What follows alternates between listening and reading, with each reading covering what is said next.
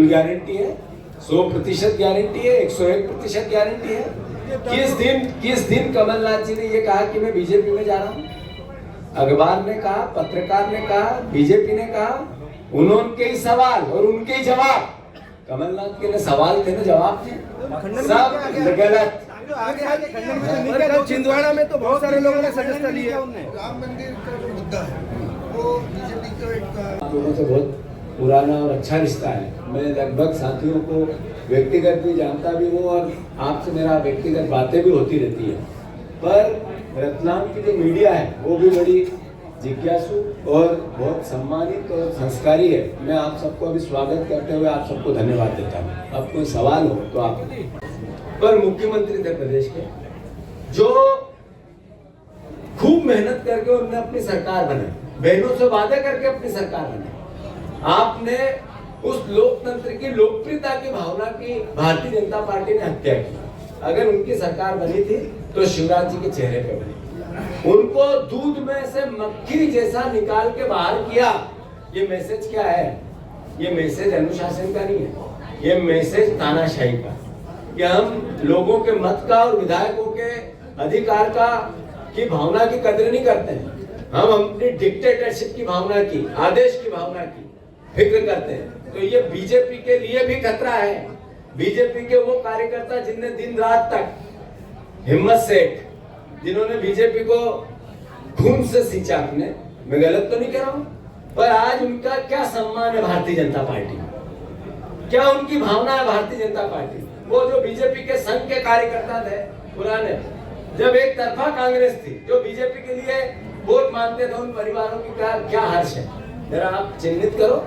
तो मत के मध्य में बीजेपी की, आज की बीजेपी एकदम सर माथे पे लेके मदमस्त है। जनता और भारतीय जनता पार्टी का कार्यकर्ता एक दिन इनको सबक सिखाएगी। धन्यवाद। और रोज ये बात कह रहे हैं, जैसे उनसे हम मिलते हैं, कैसे और शिवराज जी मुझे मिले थे थोड़े दिन पहले, आनंद, मजे ले रहा हूँ, आज मैं वहां जा रहा हूँ, आज मैं वहां जा रहा हूँ। मैंने कहा मोहन भैया कैसे हैं? तो थोड़ा सा सोचते विचारते और फिर कहते हैं, ये तो दूल्हा तो मुझे बनाया गया था, मुख्यमंत्री का चेहरा मैं था और लोगों के साथ धोखा कर लिया भारतीय जनता पार्टी ने। बोल नहीं पा रहे। जैसे आप लोगों पे, मैंने अभी आप लोगों के लिए कहा, मैं बीजेपी के लोगों से भी अनुरोध करना चाहता हूँ। जिस तरीके से लोकतंत्र को छोटा और डराने की भावना के साथ बीजेपी का आपका नेतृत्व देश में ला रहा है, एक दिन बीजेपी के कार्यकर्ता और नेताओं की कदर भी नहीं बचेगी। आज संबोधन होगा, ऐसे सेलाना में रोड शो होगा, सभा का संबोधन होगा। पर एक सवाल जो रतलाम शहर के निवासियों से मैं करना चाहता हूँ, आप बार बार वोट देते हो भारतीय जनता पार्टी, जो जीता वो सिकंदर, सोच समझ के देते होगे, मैं उसको चुनौती नहीं देना चाहता। पर क्या हुआ, जिन उद्योगों को भारतीय जनता पार्टी और यहाँ के विधायक ने बार बार लाने की बात की थी, एक भी उद्योग चालू क्यों नहीं हुआ इस 10-15 साल? क्या लॉजिक है कि सीवरेज का इतना बड़ा घोटाला हुआ, कौन था दोषी उसका? 150 करोड़ से ज्यादा सीवरेज के घोटाले का दोषी कौन था?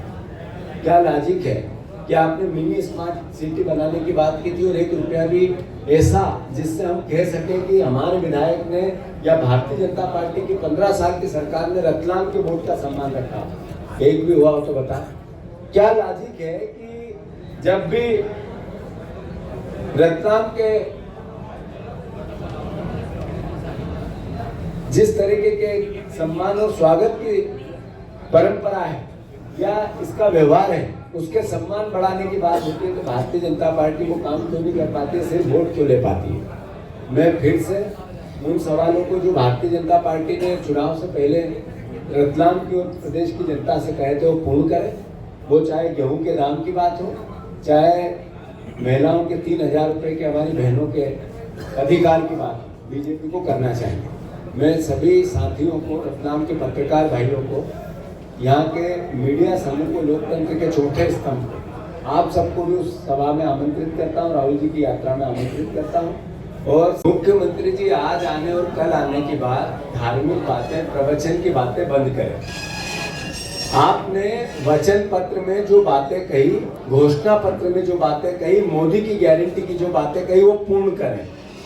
अगर आप ऐसा नहीं करते तो कांग्रेस पार्टी ने निर्णय लिया है 24 तारीख के दिन हम ब्लॉक स्तर पर इसका आंदोलन, धरना और प्रदर्शन करेंगे। गेहूं के दाम 2700 रुपए, घोषणा पत्र पूर्ण करो, जो बोला वो करो। 29 तारीख के दिन हम जिला स्तर पर ये कार्यक्रम करेंगे एजुकेशन का, जिससे सरकार जागे और करे, जो बोला वो करे। और 8 तारीख के दिन पूरे प्रदेश में जहां जहां खरीदी हो रही मंडियां, हर मंडी में कांग्रेस का कार्यकर्ता किसानों के साथ इस भावना को व्यक्त करेगा कि जो बोला वो करो। तो आज आएगा, कल आएगा, तेरा मन मेरा मन, क्राइम और कर्ज के काका हो आप आदरणीय मोहन यादव जी।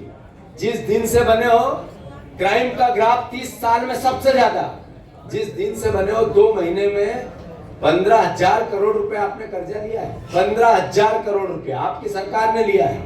मतलब रोज 250 करोड़ रुपए का कर्जा, 250 करोड़ रुपए का कर्जा रोज मोहन यादव जी ने लिया है।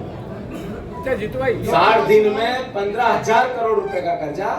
तो मुख्यमंत्री जी जो कहा वो करो, बजाय इधर उधर की बातों के। मोदी की गारंटी कांग्रेस ऐसी कोई गारंटी दे रही है क्या जनता जिस पर विश्वास करे? बिल्कुल सही है। कांग्रेस पार्टी वो पार्टी है जिन्होंने भोजन का अधिकार दिया, गारंटी दी, आज कानून है उसका। हम ही थे जिन्होंने सूचना का अधिकार दिया, हमने भूमि अधिग्रहण का अधिकार दिया। हम ही थे जिन्होंने शिक्षा का अधिकार दिया। हमने निर्णय लिया है कि भूमि अधिग्रहण किसानों के हित का एक नींव का पत्थर कांग्रेस पार्टी ने डाला है।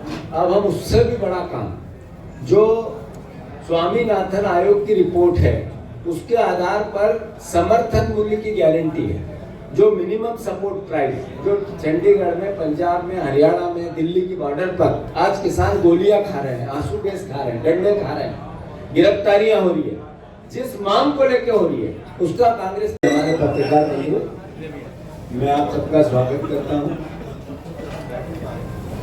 2014 देश के हमारे प्रधानमंत्री आज जो है, उन्होंने प्रधानमंत्री के उम्मीदवार बनते हुए इस देश में जो बातें की, 2 करोड़ रोजगार की बात की।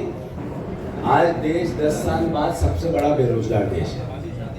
$5 ट्रिलियन की बात की अर्थव्यवस्था बनाने की बात की।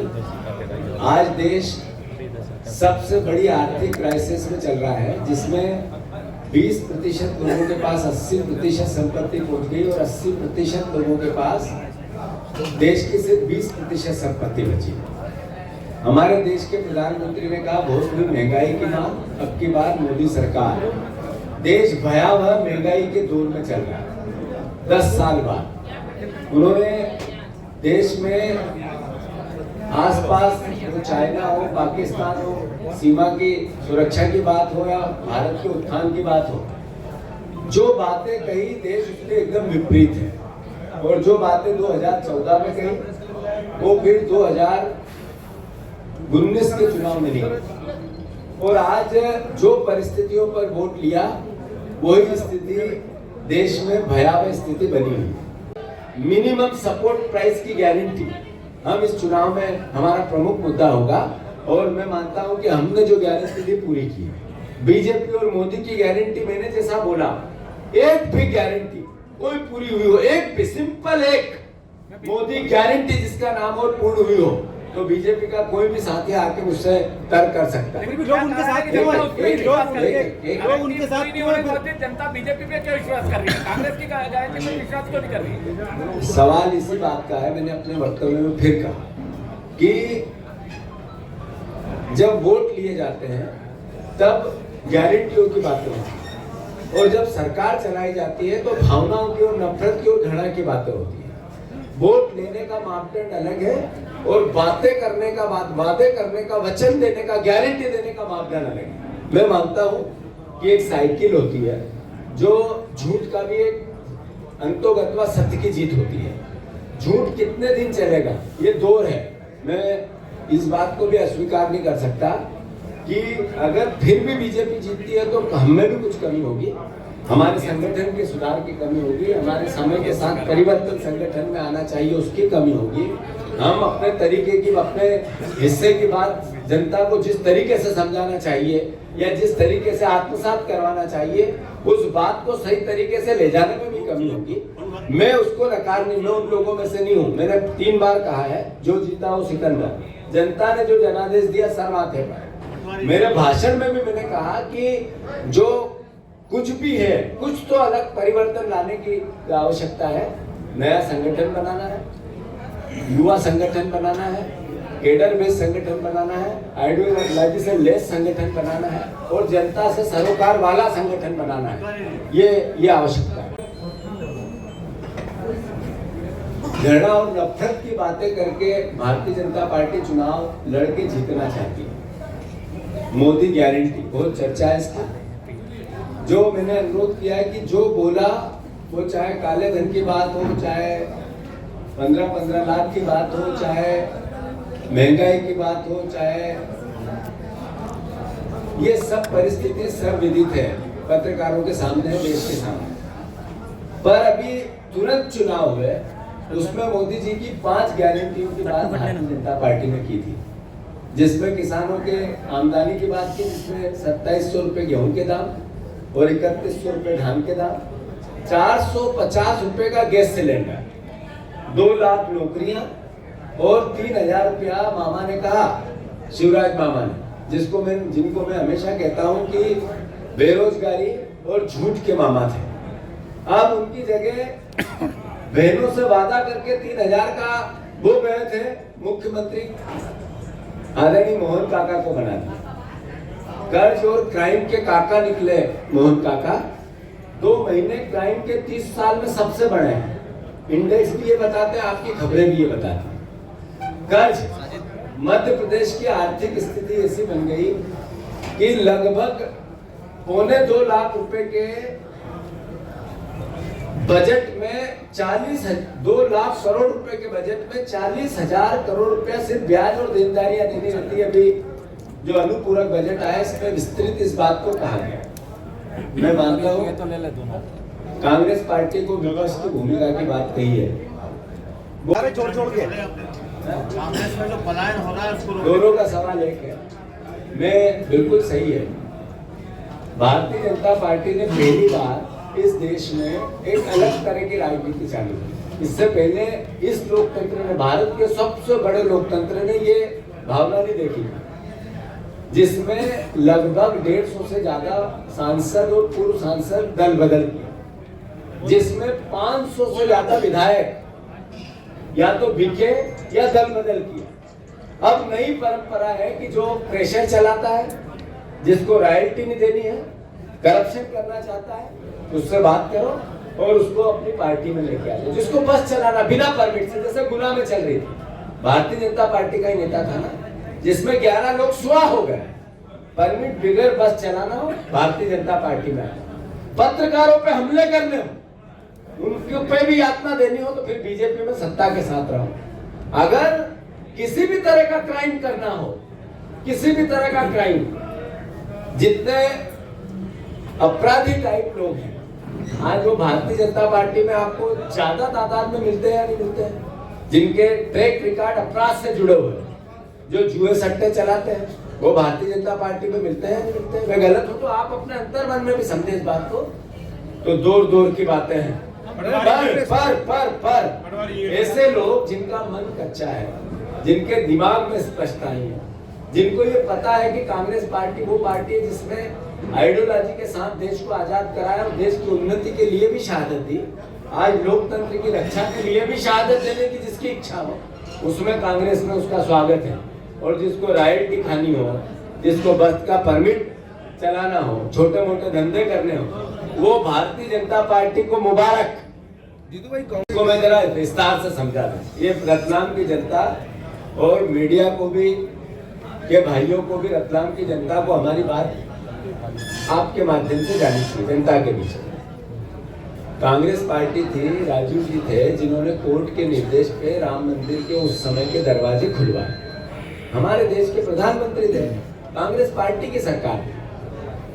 फिर समय बदला, कांग्रेस पार्टी, कोर्ट ने कहा, उस आधार पे बार बार कहा, हम संविधान को मानने वाले लोग हैं, संविधान कहता है कि जिस धर्म का जो व्यक्ति है वो अपने धर्म की जीवन जीने की पद्धति खुले रूप से कर सकता है, जिस धर्म का जो है।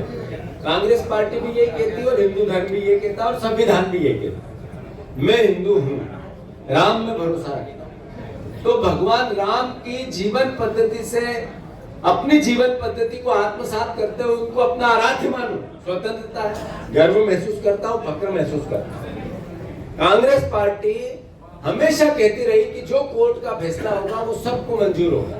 जब कोर्ट ने फैसला दिया सबने स्वागत किया, पक्ष ने भी विपक्ष ने। अब बीजेपी की सरकार थी जब फैसला आया, नरेंद्र मोदी प्रधानमंत्री थे, अगर मंदिर उनके कार्यकाल में बना तो मेरे ख्याल से किसी को आपत्ति नहीं होनी चाहिए। पर मोदी जी हमें कहे कि मंदिर आज जाना और कल जाना, तो मैं समझता हूँ ये किसी भी धर्म में कोई भी व्यक्ति किसी को डिक्टेट नहीं कर सकता है। हमें मंदिर राम के जाना है, राम लला के दर्शन करना है, बार बार करना है, हर बार करना है, 1 लाख बार करना है और करेंगे। ये हमारी आस्था का विषय है, करेंगे ही। राम यात्रा निकालेगी कांग्रेस पार्टी और मंदिर जाएगी और दर्शन करेंगे मध्य प्रदेश में। पर मोदी जी कहेंगे, शिवराज जी कहेंगे, मोहन यादव कहेंगे तब करेंगे। हमें हमारे माता पिता के पैर लोगों को बताने के लिए चुना है कि आस्था और सम्मान के लिए चुना है। मेरे माता पिता की सेवा मुझे मेरी आस्था के साथ करना है या मुझे पड़ोसी कहेगा क्या इसके लिए करना है। मुझे भगवान राम की हर कांग्रेस की आस्था का विषय है, हर कांग्रेसी की आस्था का विषय है। हम उसमें अपनी भावना को व्यक्त करते हैं और मानेंगे भी और मानते भी हैं, सदियों तक मानेंगे। ये बीजेपी के हिसाब से नहीं चलेगी। मुख्यमंत्री ने चुनाव के कुछ समय बाद ही, चुनाव के परिणाम के कुछ समय बाद ही मुझे एज ए कार्यकर्ता को एक पार्टी का अध्यक्ष बनाने का ये दायित्व सौंपा है। हमारी पहले दिन हमने जब हमारे कार्यालय पर जाकर पद ग्रहण किया तो एक ही बात कही, सकारात्मक विपक्ष की। प्रदेश हमारा है, जनता हमारी है, जनता ने जो जनादेश दिया वो सर माथे पे। हमारा दायित्व है भारतीय जनता पार्टी ने जो कहा वो करे, जो सरकार ने कहा वो उसको मूर्त रूप है। हम बार बार इस बात को दोहराते हैं, बार बार कहते हैं। जहाँ तक प्रश्न है राहुल जी की भारत जोड़ो न्याय यात्रा का, हमारे लिए सौभाग्य है कि 2 तारीख के दिन मुरैना से लेकर 6 तारीख को रतलाम तक भव्य स्वागत की तैयारियां हैं। मध्य प्रदेश भर में हो, चाहे यहाँ से आगे बदनावर में बहुत बड़ी आम सभा है जो आदिवासियों के सम्मान और सत्कार की है। उससे आगे उज्जैन में महाकाल के दर्शन और रोड शो है और उज्जैन में एक सभा का आयोजन है। उससे आगे राजगढ़ हो, ब्यावरा हो, शाजापुर हो, गुना हो, शिवपुरी हो, ग्वालियर हो या मुरैना हो, ये सब जगह सभाएं और लोगों से संवाद का विषय हो या युवाओं से बात का, किसानों से, हमारे ST/SC के साथियों से, OBC के साथियों से, महिलाओं से, कई संवाद भी उनके इस दौरान है। रतलाम की जो प्राचीन सभ्यता है ये एक बहुत सभ्य, सरल और संपन्न शहर है, बुद्धिजीवियों का शहर है। मैं मानता हूँ यहाँ का जो संदेश है, यहाँ की जो भावना है पूरे देश में जाती भी है और जो रतलाम का अपना एक प्राचीन इतिहास है वो भी इतना समृद्ध और संपन्न है, उसका सम्मान भी मैं समझता हूँ राहुल जी के अंतर मन में बसा हुआ है। जब हमारी चर्चा हो रही थी रतलाम को लेके, तो रतलाम को लेकर उनके जो अंतर मन में जिज्ञासा थी, पॉजिटिविटी थी, यहाँ के इतिहास और परंपराओं की बातें थी, वो भी सर्वविदित है। एक आप भी ना गुस्सा क्यों? चलो प्रेस क्लब के अध्यक्ष का देखो तैयारी क्या है इसमें, ये भी मेरा जोड़ दो। आपका क्या था? लोकसभा की तैयारी क्या है? ये कांग्रेस कब तक अपने मैंने घोषित कर देगी? अभी कहा आपके माध्यम से, जहाँ तक झाबुआ और रतलाम लोकसभा का प्रश्न है, हर हालत में हम कांग्रेस पार्टी हाथ का पंजा यहाँ से जीतेगा। नो अभी मेरी पूरी बात है, वहाँ की जीतेंगे। रही बात जब 29 की बात वो करते हैं तो जहाँ आप बैठे हो वहाँ हम जीतेंगे, तो 29 तो आ नहीं सकते। ये मैसेज क्या है? ये मैसेज ये है कि आप लोकतंत्र के चौथे स्तंभ हो, आपकी अब भावना की वैल्यू नहीं करती है भारतीय जनता पार्टी, उसका विचार नहीं करता। वो वोट जो आपके परिवार के लोग देते हैं उसकी वैल्यू भारतीय जनता पार्टी नहीं करना चाहिए। ये अहंकार 400 पार, ये क्या मैसेज? बीजेपी ने कहा था पिछले चुनाव में अब की बार 200 पार, 100 भी नहीं हुए थे। तो ये मोटिवेशन लोकतंत्र की उस आस्था का जिसमें भरोसा हो। क्या कारण है कि ईवीएम पर 70% लोग अब सवाल उठाने लगे? क्या कारण है कि सुप्रीम कोर्ट ने चंडीगढ़ के चुनाव में भारतीय जनता पार्टी को कहा कि देश को आप डिक्टेटर जैसे चलाने लगे हो, तानाशाही की ओर ले जाने लगे हो? कोर्ट ने कहा, हमारा आरोप तो है ही, पर कोर्ट ने कहा नहीं कहा। इससे बढ़कर कोर्ट ने परिणाम बदल दिया। क्या कारण है कि सवाल उठने लगे उस भरोसे पे जो लोकतंत्र में भरोसा देते हैं आपके वोट का? तो ये भी देश के लिए खतरा है, लोकतंत्र के लिए खतरा है।